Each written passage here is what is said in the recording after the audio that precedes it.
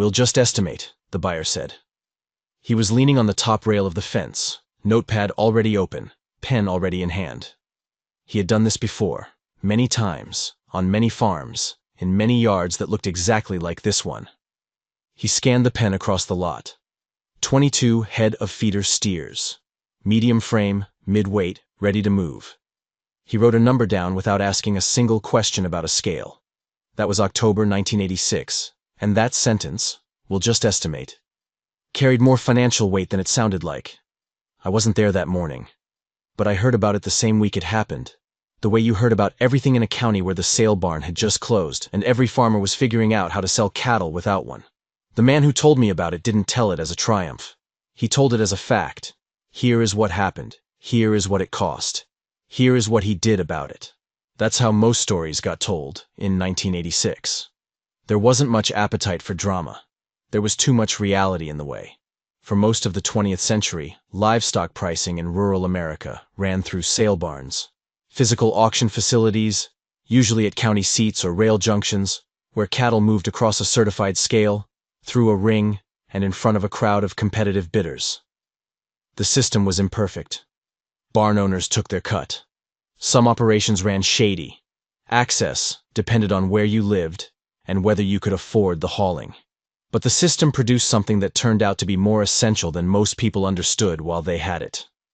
It produced a public number, a price that every person in the room, sellers, buyers, order buyers, speculators, farmers waiting their turn with the next load, could see at the same moment. That number traveled. It spread through word of mouth, through the noon radio market report, through conversations at the elevator and the co-op and the hardware store. By the end of any Tuesday, a farmer in that county knew approximately what his cattle were worth. Not perfectly, not without variation, but within a range he could plan around. When the sale barn closed, that reference disappeared. And in 1986, sale barns were closing. The farm crisis had been grinding through the agricultural economy for years. Overextended debt from the 1970s land boom, collapsing commodity prices, interest rates that had turned workable loans into impossible ones. Livestock operations were squeezed from both ends. Feed costs stayed elevated while cattle prices fell. Sale barn volumes dropped as operations liquidated or scaled back. Some facilities couldn't cover their own operating costs.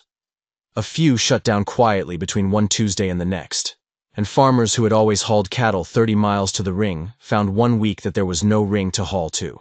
What replaced it, by necessity, was the private treaty sale. A buyer came to your farm. You talked. You settled on a number. No crowd, no competition, no public record. Just two people standing in a yard, and one of them had spent years doing this for a living. The information gap between those two people was not accidental. It was structural. Nolan Voss had 22 feeder steers ready to move in the first week of October. He'd been feeding them since March, corn from his own bins, purchased supplement through a wet summer that cost more than he'd budgeted, a later finish than he'd planned because the spring had pushed his schedule back. The money was already in the animals. The question was recovery. His operating note came due at the end of the month. Not a crisis payment by itself, a routine one, the kind that had been manageable in years when cattle moved through the Clearfield barn and prices were posted publicly every Tuesday. But Clearfield had closed in February, and this fall, his loan officer had already used the phrase, "staying current," which is banker language for "I am watching this account closely, and I need you to know that I am watching it." Nolan needed the cattle to move. He needed a fair price.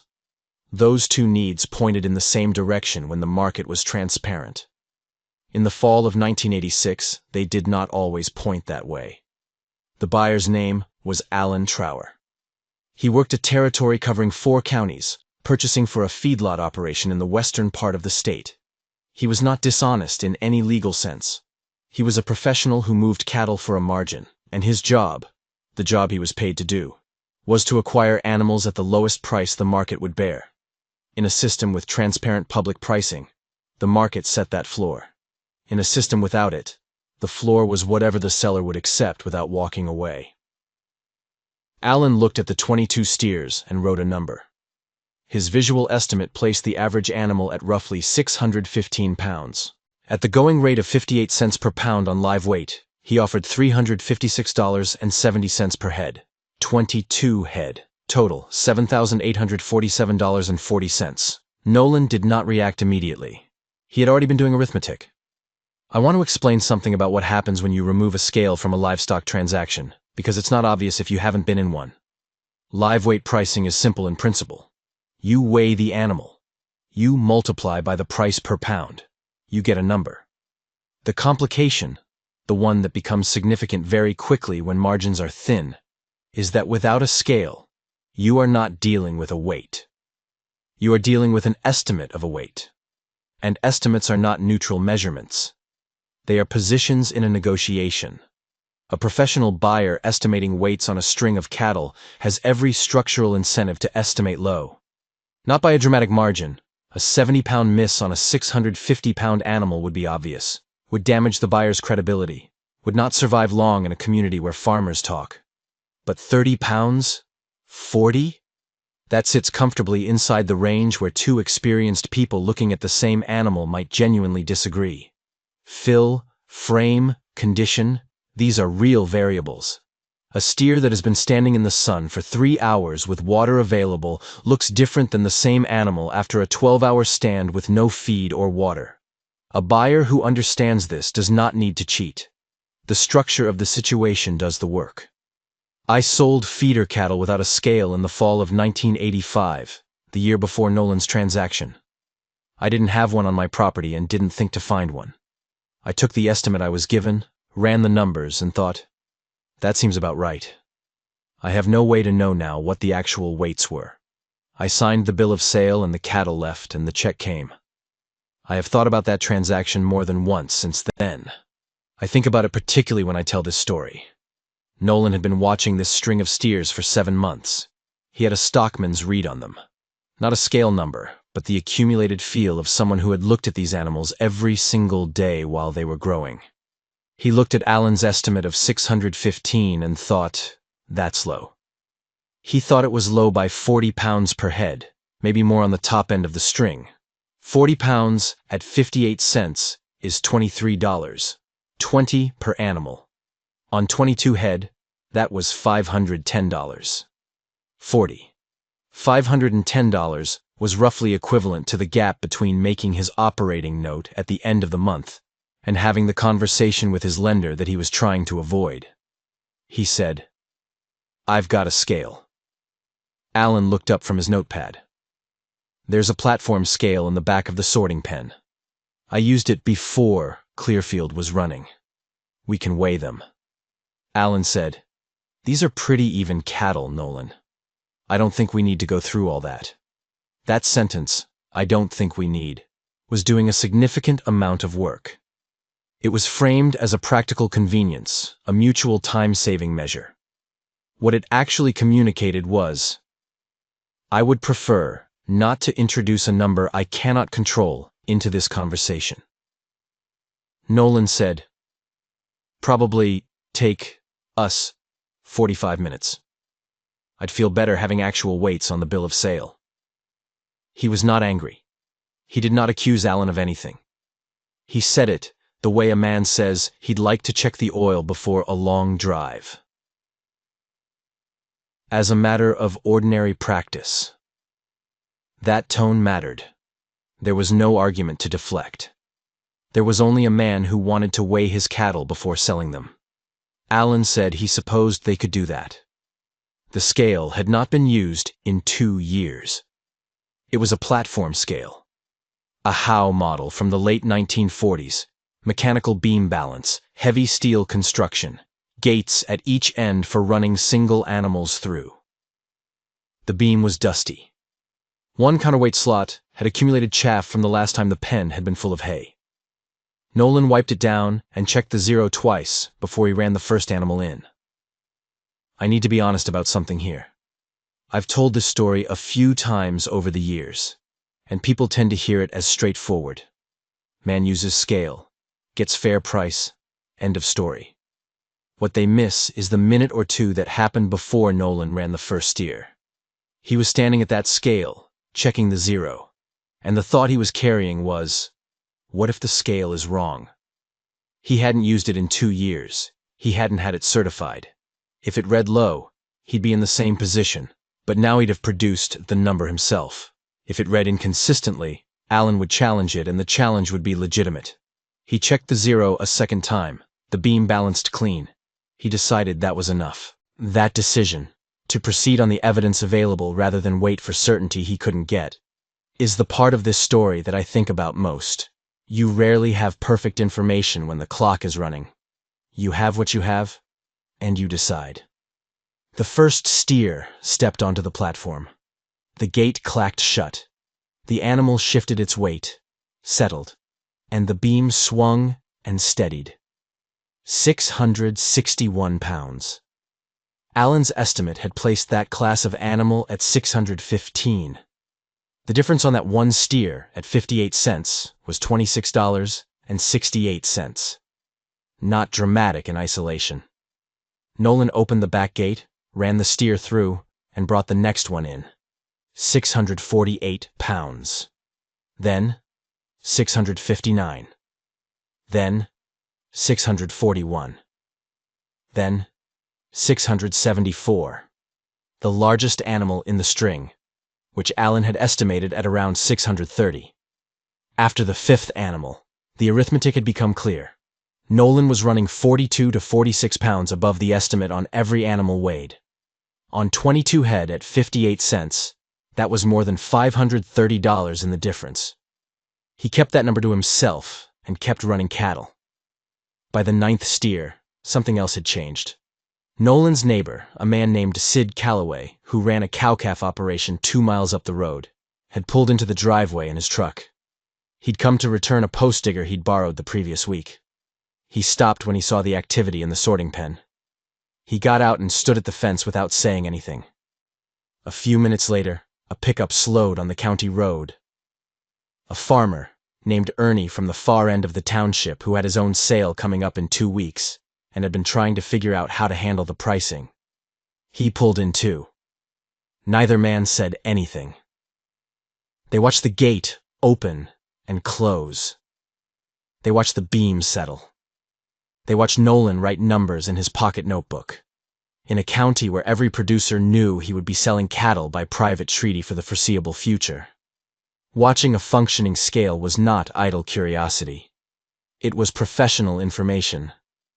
Alan Trower was now conducting a negotiation in front of an audience he had not agreed to. Every number he revised, every concession he made, would be witnessed by 2 men who would be in similar conversations within the next 2 weeks. His margin was his own business. But his methods were becoming visible. That was a qualitatively different kind of pressure than he had walked into that morning. After the 14th animal, Alan said, "I want to make sure we're getting accurate readings. That beam, when was it last certified?" It was a fair question.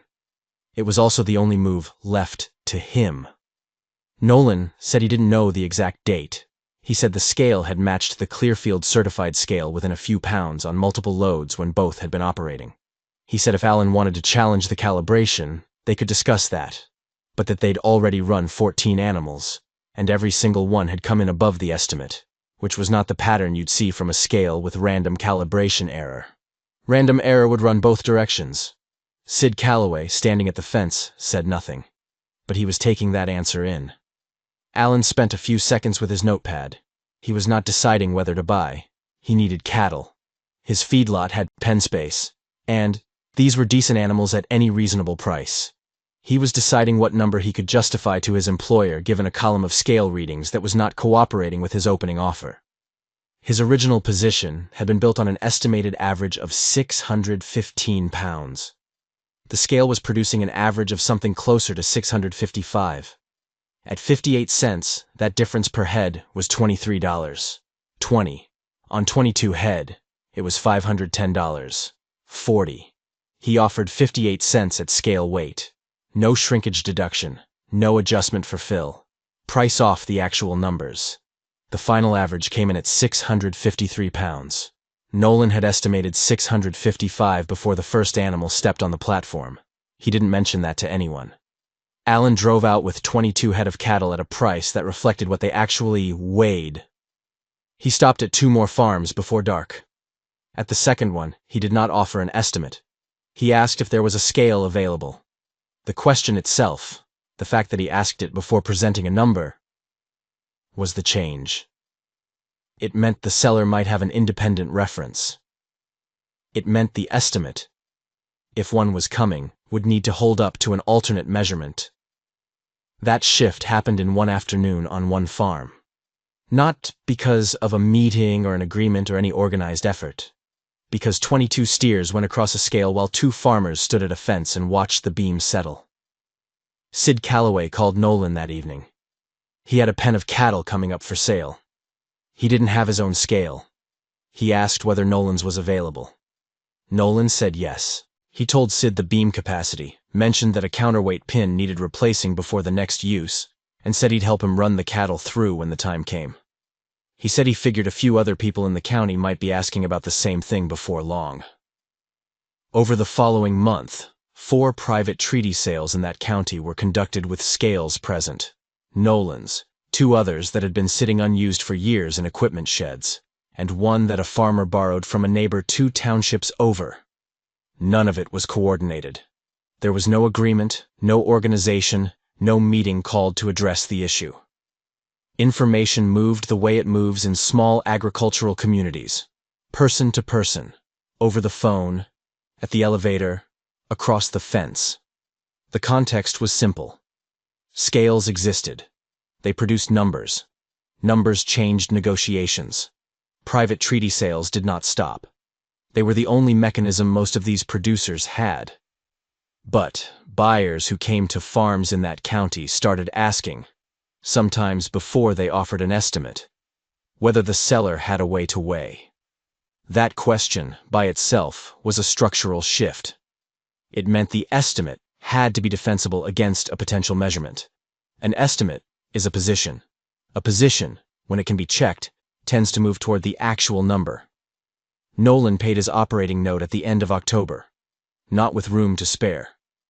The price per pound on feeder cattle in 1986 was what it was.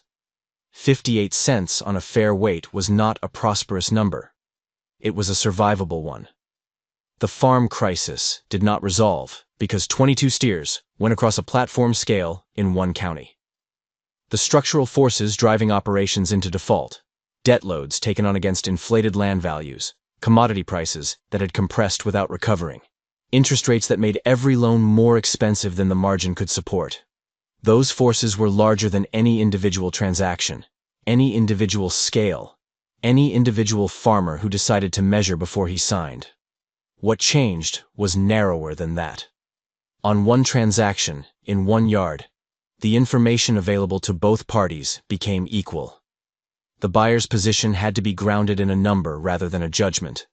The number, the actual weight, produced by a certified instrument, read in front of witnesses, was not the buyer's number and not the seller's number. It was just the weight of the cattle. That sounds like a small thing. In a year when the difference between making a loan payment and missing one was measured in pounds of beef on a steel platform, it was not a small thing. I have been thinking about why this particular transaction stayed with me for 40 years. It wasn't the scale. It wasn't even the money, though the money mattered. It always mattered in 1986. What stayed with me was the structure of what the sale barn had actually been doing that nobody recognized until it was gone. The sale barn was not just an auction. It was a measurement institution. Certified scales, public readings, a ringman calling the weight out loud so that every person in the building heard the same number at the same moment. That number was not owned by the buyer. It was not owned by the seller. It existed publicly, and both parties had to negotiate around the same fact. When the barn closed, people mourned the auction, the competition, the prices, the community of it. What they didn't fully account for, at first, was that the measurement function had closed with it. The scale that had been certifying every transaction was gone. What remained was whatever the 2 parties in a yard could agree on. And agreement, when one party is a professional and the other is operating under financial pressure, is not the same thing as accuracy. The farmers who fared best in private treaty negotiations in the years I'm describing were not necessarily the ones with the best cattle or the strongest negotiating personalities. They were the ones who could produce an independent number, a scale, a weigh ticket from a certified facility, any reference point that was not the buyer's number. That's the whole lesson. Not because the buyers were dishonest. Most of them weren't. Because estimates drift toward the interest of the person making them. And the only correction for that drift is a measurement that neither party controls. I started this channel because the people who understood these things, who learned them through transactions like this one, in yards like Nolan's, in October months when every dollar mattered, most of them didn't write it down. They signed the bill of sale, they walked back to the house, and they got on with the next season. What they carried in their heads about how markets work, when measurement fails, is exactly the kind of knowledge that doesn't make it into the history books. This is me writing it down, before the people who learned it are no longer here to have learned it. If that matters to you, subscribe. The scale is still in Nolan's equipment shed. The notebook is somewhere in the house.